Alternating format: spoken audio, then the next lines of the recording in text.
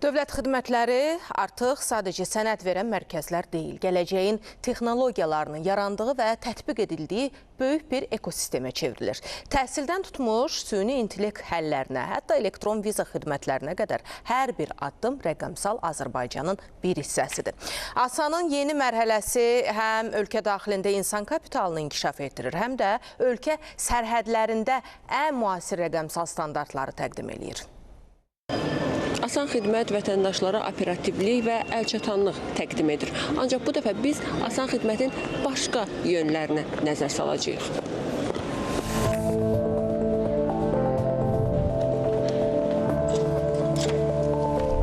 Artıq prioritet istiqamətlərdən biri sosial innovasiyaların təşkili, tətbiqi və startapların inkişaf etdirilməsidir. 160 mindən artıq şagirdin müxtəlif təlimlərdə iştirak etdiyi Bilim Azərbaycan layihəsi çərçivəsində Bilim Bakı, Bilim Quba və DNEA proqramları həyata keçirilir. Ümumilikdə isə 300-dən artıq innovativ ideya formalaşıb.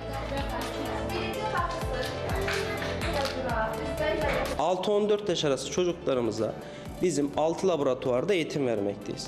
Bunlar nelerdir diye sorduğunuzda sahipkarlıkta, riyaziyatta, dizaynında, tabiatta, yazılım teknolojileri ve deney ve astronomi olmak üzere 6 laboratuvarda eğitim vermekteyiz. Ve bu çocuklarımız demin bahsettiğimiz gibi hafta sonu gelen gruplarımız, bir de hafta içi gelen mektep gruplarımız var.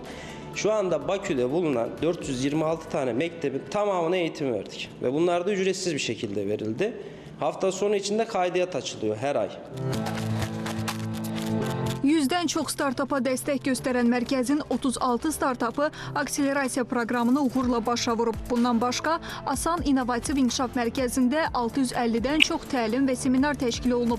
30 mindən artıq vətəndaş iştirak edib. Mərkəzdə blockchain və AI Zone kimi xüsusi otaqlar yaradılıb. Süni intellekt savadlılığı proqramına 2500-dən çox iştirakçı qoşulub. Mərkəzimizdə mütəmadi olaraq insan kapitalının inkişafı üçün həm ölkə daxili, həm də beynəlxalq trendləri araşdırırıq. Məlumdur ki, bugün ən vacib bacarıqlardan biri də süni intellekt alətləri ilə işləməkdir və hal-hazırda mərkəzdə süni intellekt savadlılığı layihəsi həyata keçirilir. Həm Bakıda, həm də regionlarda vətəndaşlar bu layihəyə müraciət edərək gündəlik həyatlarında süni intellekt alətlərindən necə istifadə edə bilərlər, həm onu öyrənə bilərlər. Süni intellekt demişkən, ASAN AI Hub-ı da qeyd etməsək olmaz. Ölkədə süni intellekt ekosisteminin inkişafını hədəfləyən bu təlim kataloqunda 80-dən çox startap yer alır.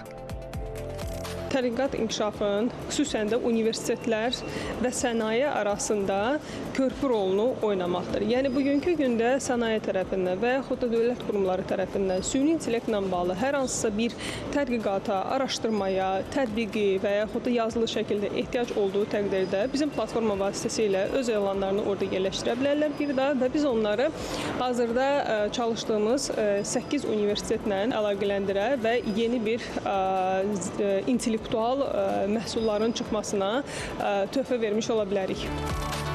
Bununla yanaşı, ASAN viza sistemi vasitəsilə indiyədək 5 milyondan çox elektron viza rəsmiləşdirilib, 1 milyondan çox sərhəd vizası verilib.